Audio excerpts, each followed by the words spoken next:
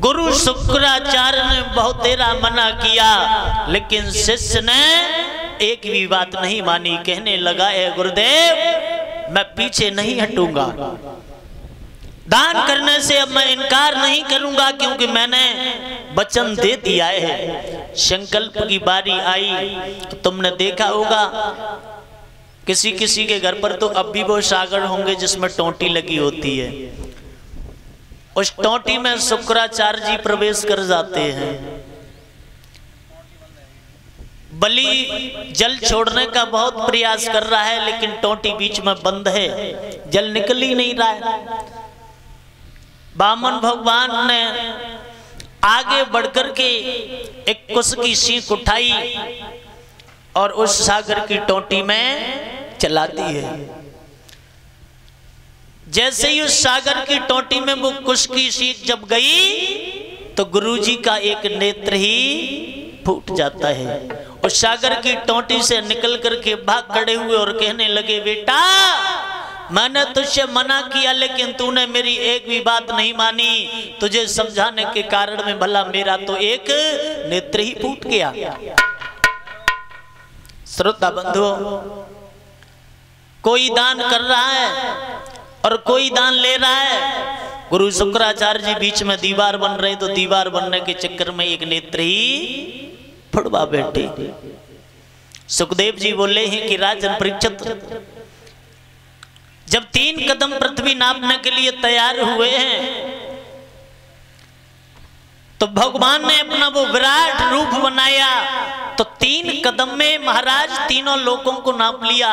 अब आधा कदम शेष रह गया तो महाराज बलि से कहने लगे वामन भगवान कि बेटा अभी तो मेरा आधा कदम शेष है, वो कहां से देगा? तो कहने लगा, है महाराज मैं अभी गया और अभी आया, मैं अपनी पत्नी के पास जा रहा हूं। जाकर के राजा बलि ने अपनी पत्नी को सारे हालात बताए हैं। कहने लगी है पत्नी कि प्रभु जब भी तुम दरबार के लिए जाते थे तो ये चेहरा तुम्हारा एकदम फूल की तरह खिलता नजर आता था, लेकिन आज ये चेहरा तुम्हारा कुंभला गायब हो गया है। तो महाराज बलि कहने लगे, रानी क्या बताऊं?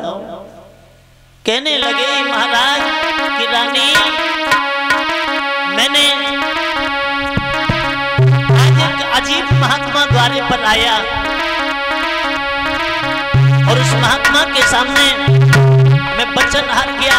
उसने 3.5 कदम पृथ्वी मांगी, मैंने उसे पृथ्वी को दे दिया, लेकिन 3 कदम में उसने तीनों लोगों को दिया है, उसका आधा कदम शेष रह गया है। क्या करना है? तो वो पत्नी बोली, माता कि आरे सजना दिला में माथे गवा रही। महाराज धैर्य धारण करें, आप घबराओ नहीं। आरे सजना माथे तिलगवा रही, कहाँ है साधु हमें दिखाई।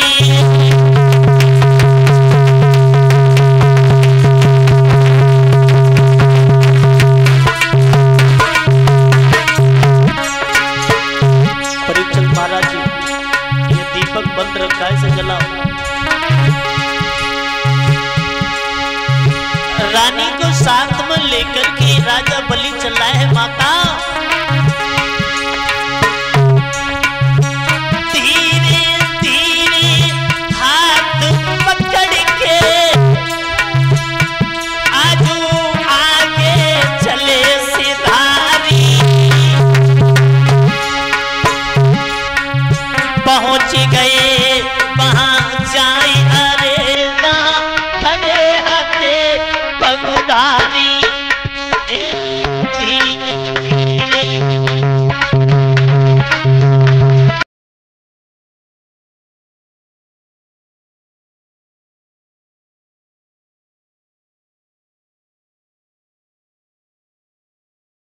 छोड़ के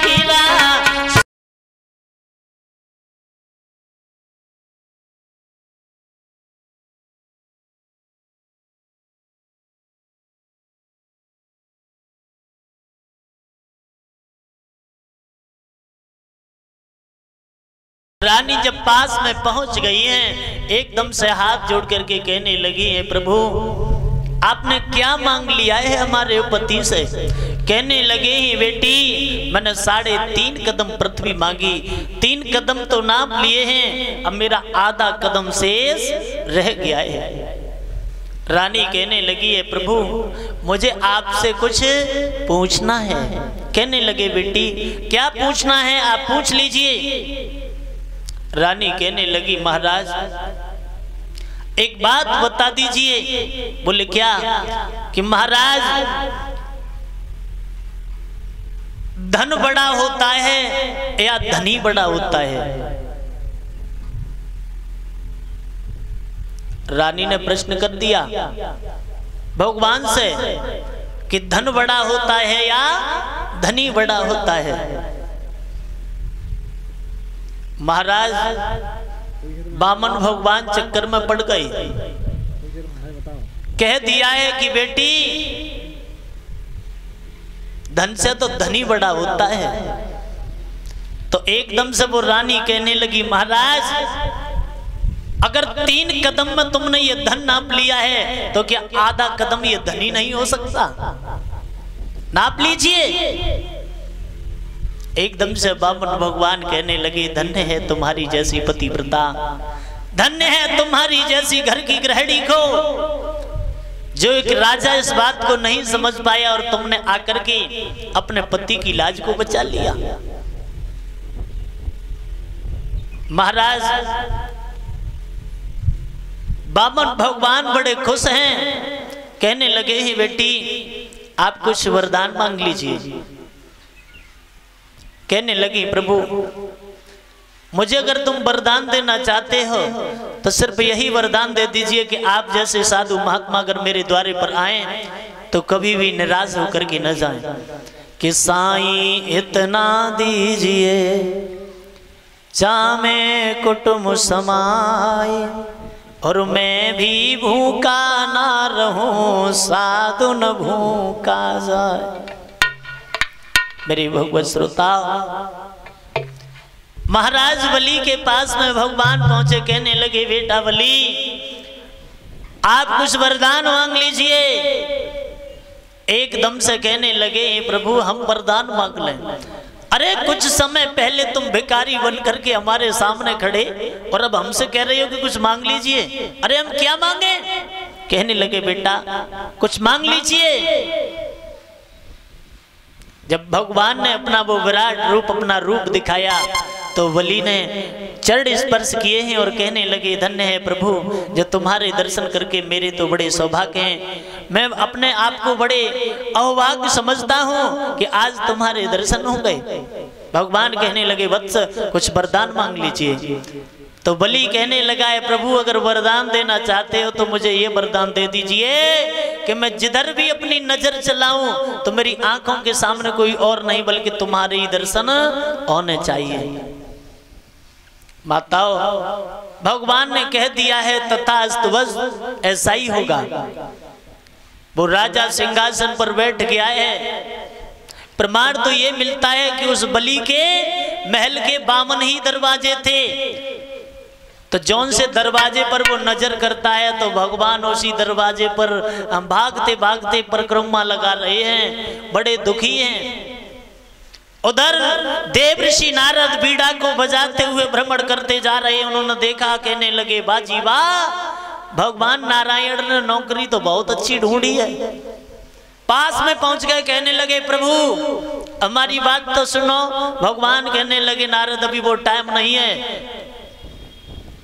क्योंकि ये वचन दे चुके थे कि बलि जिधर भी नजर करेगा उसकी नजर के सामने मुझे हाजिर होना है।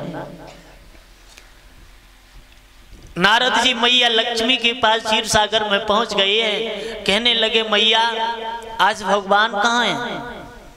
मैया लक्ष्मी कहने लगी, बेटा जिस दिन से भगवान गए हैं अब तक लौट करके नहीं आए, न जाने भगवान कहाँ हैं। तो नारद जी कहने लगे, मैया भगवान ने एक नौकरी ढूंढ रखी है राजा बलि के यहाँ पातालपुरी में, वो नौकरी कर रहे हैं। बोले मतलब? कहने लगे, मैया राजा बलि को भगवान ने ये वचन दे दिया है कि मैं जिधर भी नजर करूंगा मेरी नजर के सामने आप ही हो। मैया लक्ष्मी कहने लगी बेटा इससे छुटकारा कैसे मिलेगा? तो देवऋषि नारद कहने लगे हे मैया अगर तुम्हें अपने पति को लेना है वापस तो सुनो।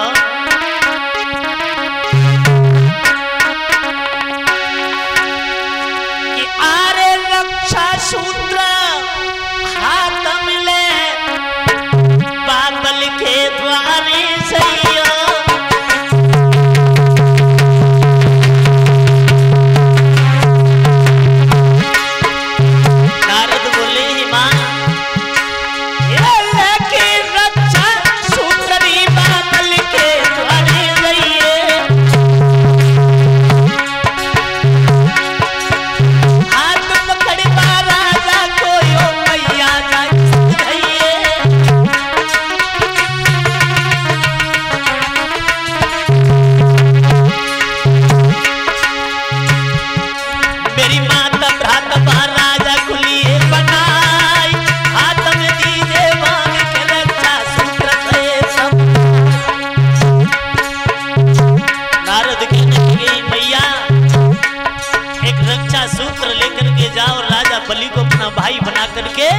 उसकी कलाई में वो रक्षा सूत्र बांध देना और जब वो कुछ कहे कि बहन कुछ मांग लो तो अपने पति को ही मांग लेना। भैया सुन की ऐसी बात मांगा